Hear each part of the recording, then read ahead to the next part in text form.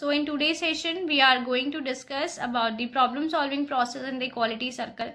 There are basically 8 steps which are involved in the problem solving process in the quality circle. So now start one by one. The first is your identification of problem. If I am talking about the identification of problem, it means that मैं ये कहने की कोशिश कर रही हूँ कि आपकी ऑर्गेनाइजेशन में जितनी भी प्रॉब्लम्स हैं उसको फर्स्ट स्टेप में, this is the first step, इस स्टेप में आपको क्या करना है, अपनी ऑर्गेनाइजेशन की सारी प्रॉब्लम्स को आइडेंटिफाई करना है, फाइंड आउट करने की कोशिश करनी है। आपकी ऑर्गेनाइजेशन में जितनी भी प्रॉब्लम अराइज हो रही हैं, चाहे वो किसी भी चीज के रिगार्डिंग एस्पेक्ट, किसी भी एस्पेक्ट्स के रिगार्डिंग, आपको उन सारी प्रॉब्लम्स को आइडेंटिफाई करना है, फाइंड आउट करना है। देखिए, किसी भी ऑर्गेनाइजेशन में ऐसा नहीं है कि केवल एक ही प्रॉब्लम अराइज हो रही होगी, वहां पे नंबर ऑफ प्रॉब्लम्स अराइज हो रही होती है किसी भी ऑर्गेनाइजेशन में। तो क्वालिटी के रिगार्डिंग जितनी भी प्रॉब्लम अराइज हो रही है किसी भी डिपार्टमेंट में, किसी भी चीज के रिगार्डिंग, तो वो सारी क्वालिटी से रिलेटेड एस्पेक्ट्स की जितनी भी प्रॉब्लम्स अराइज होती हैं उन सबको हम आइडेंटिफाई करते हैं स्टेप नंबर 1 में। ओके, आप इसको ऐसे समझ सकते हो। अगर मैं आपको एग्जांपल दूं, सपोज मैं किसी स्कूल की ओनर हूं, ठीक है, तो कोई ऐसा नहीं है कि स्कूल में केवल एक ही चीज को लेकर प्रॉब्लम अराइज हो रही होगी। हो सकता है स्कूल में बहुत सारी चीजों को लेकर प्रॉब्लम अराइज हो सकता है मुझे फर्नीचर चेंज कराना है, ये फर्नीचर के रिगार्डिंग प्रॉब्लम आ रही है, हो सकता है मुझे टेक्निकल इक्विपमेंट्स के रिगार्डिंग प्रॉब्लम आ रही है, या हो सकता है मुझे बच्चों की कॉलेज में अटेंडेंस के रिगार्डिंग प्रॉब्लम आ रही है। So they are the number of problems. Okay, so यहाँ पे हम बेसिकली क्या करते हैं, उन सारी प्रॉब्लम्स को आइडेंटिफाई करते हैं जो प्रॉब्लम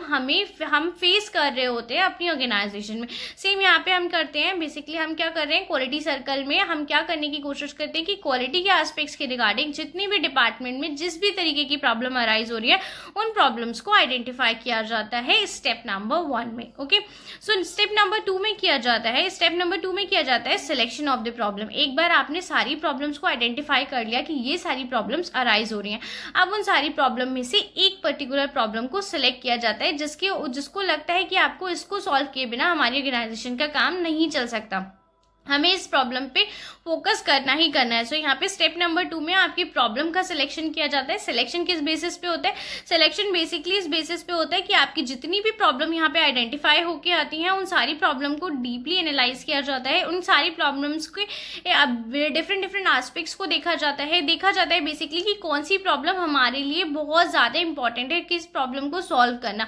अगर हम उस प्रॉब्लम को सॉल्व नहीं करेंगे तो हमारी ऑर्गेनाइजेशन को हैवी लॉस इनकर करना पड़ेगा। सो उस चीज के रिगार्डिंग उस प्रॉब्लम को देखा जाता है कि ऐसी कौन सी प्रॉब्लम है जिसकी वजह से हमें इन फ्यूचर बहुत ज्यादा हैवी लॉस इनकर करना पड़ जा सकता है। उस प्रॉब्लम को हम स्टेप नंबर 2 में सिलेक्ट करते हैं। ओके, तो next step is your selection of the problem. The next is analysis of the problem. Analysis of the problem means अब यहाँ पे आपको पता चल गया कि आपकी प्रॉब्लम क्या है। बेसिकली आपने एक प्रॉब्लम उठा ली, उसको सिलेक्ट कर लिया। अब नेक्स्ट स्टेप क्या होता है, एनालिसिस ऑफ प्रॉब्लम। उस प्रॉब्लम को हम एनालाइज करेंगे कि वो प्रॉब्लम अराइज कहाँ से हो रही है, उसकी रूट्स क्या हैं, बेसिकली उसके पीछे कॉजेस क्या है। तो एनालिसिस ऑफ प्रॉब्लम में हम बेसिकली कॉजेस को फाइंड आउट करने की कोशिश करते हैं कि आपकी पर्टिकुलर प्रॉब्लम्स के बेसिक कॉजेस क्या हैं, किन की वजह से वो प्रॉब्लम आपकी ऑर्गेनाइजेशन में अराइज हो रही है। So this is step 3।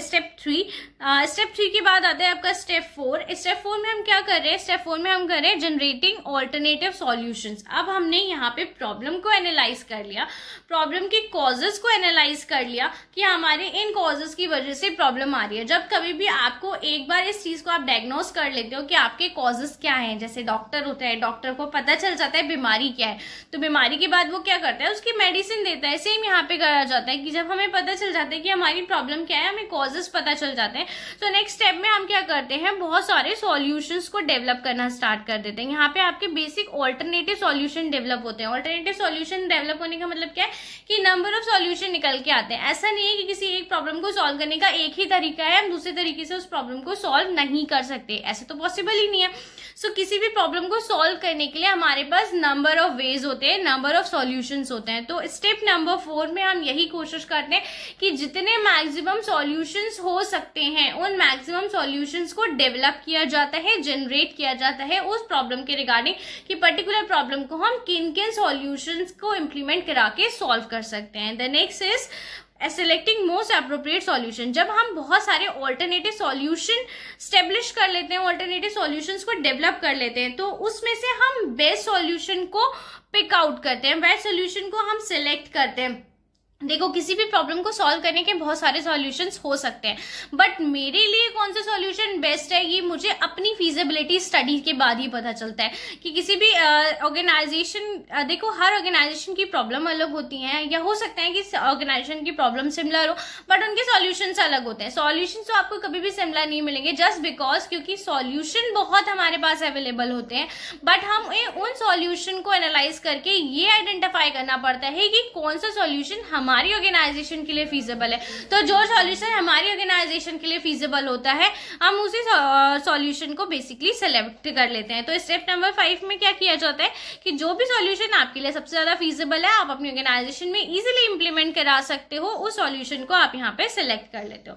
एक बार जब हमारा सॉल्यूशन सिलेक्ट हम कर लेते हैं तो उसके बाद हमें उस पर अप्रूवल ऑफ मैनेजमेंट लेना पड़ता है। ओके, मैंने आपको पहले भी बताया था कि क्वालिटी सर्कल बेसिकली क्या होता है, एम्प्लॉयज का ग्रुप होता है। डिस्कशन किसके बीच में किया जाता है, एम्प्लॉयज के बीच में किया जाता है। मैनेजमेंट का कोई रोल इसमें प्ले नहीं होता है, मैनेजमेंट केवल इस पे नजर रखता है, केवल इस पे सुपरवाइज करने की कोशिश करता है, बट मैनेजमेंट का इंटरफेरेंस यहाँ पे कोई नहीं होता है। यहाँ पे जो भी मीटिंग्स हेल्ड की जाती हैं, जो भी आपके रेगुलर इंटरवल्स पे लोग मिलते हैं क्वालिटी सर्कल्स के, तो वो सब आपका बेसिकली एम्प्लॉयज के रिगार्डिंग ही होता है। ओके, तो यहाँ पे जब आप एक बार आप प्रॉब्लम आइडेंटिफाई कर लेते हो, आपको सॉल्यूशन पता चल जाता है, आप सॉल्यूशन को सिलेक्ट कर लेते हो, तो उस सॉल्यूशन को इंप्लीमेंट कराने से पहले हमें मैनेजमेंट का अप्रूवल लेना पड़ता है, क्योंकि आपकी जो मीटिंग हुई वो एम्प्लॉयज के बीच में हुई, एम्प्लॉयज के बीच में आपके सॉल्यूशन सिलेक्ट किए गए, बट मैनेजमेंट को से भी तो आपको उस पर अप्रूवल लेना है। जब तक आप अपना मैनेजमेंट का अप्रूवल नहीं लोगे आप उसको इंप्लीमेंट नहीं करा सकते। तो इन द नेक्स्ट स्टेप आप ये क्या किया जाता है, बेसिकली मैनेजमेंट का अप्रूवल लिया जाता है। The next is action plan and implement. जब एक बार मैनेजमेंट का अप्रूवल आ जाता है तो हम अपना एक्शन प्लान डेवलप कर लेते हैं कि पर्टिकुलर सॉल्यूशन को इंप्लीमेंट कराने के लिए हमें हमारा एक्शन प्लान क्या होगा, हमें कौन कौन से स्टेप्स फॉलो करने पड़ेंगे, हमारी एक्टिविटीज का फ्लो क्या होगा। एक बेसिकली ये सारी चीजें प्लान आउट कर ली जाती हैं कि प्रैक्टिकल वे में हमारी एक्टिविटीज किस फ्लो में जाएंगी, हमारा पाथ क्या होगा, हमारा डायरेक्शन वे क्या होगा, हमें किस लाइन में मूव करके उस प्लान को इंप्लीमेंट कराना है। तो यहाँ पे बेसिकली जब आपका एक्शन प्लान डेवलप हो जाता है देन आप उसको इंप्लीमेंट करा देते हो अपनी ऑर्गेनाइजेशन में। पर्टिकुलर सॉल्यूशन जो आपने लिया था उसी के रिगार्डिंग आपको एक्शन प्लान डेवलप करना है। जब आपका एक्शन प्लान डेवलप हो जाएगा देन आप उसे अपनी ऑर्गेनाइजेशन में इंप्लीमेंट करा दोगे। जैसे ही इंप्लीमेंट ऑर्गेनाइजेशन में कराया जाता है, ऐसा नहीं है कि इंप्लीमेंट के बाद आपका काम खत्म हो गया, इंप्लीमेंट के बाद आपको उसका फीडबैक भी लेना पड़ता है कि आपने जो सॉल्यूशन इंप्लीमेंट कराया पर्टिकुलर क्वालिटी एस्पेक्ट्स के रिगार्डिंग, उसका फीडबैक क्या निकल के आया, मतलब वो सॉल्यूशन से प्रॉब्लम सॉल्व हुई भी या नहीं हुई। तो ये सारी चीजें हमें देखनी पड़ती हैं। ओके, सो यही सारी चीजें होती हैं आपकी ऑर्गेनाइजेशन में, जो एक बेसिकली प्रोसेस होती है आपकी क्वालिटी सर्कल में प्रॉब्लम को सॉल्व करने के रिगार्डिंग। सो आई होप यहाँ पे आपको ये प्रॉब्लम सॉल्विंग प्रोसेस समझ में आई होगी क्वालिटी सर्कल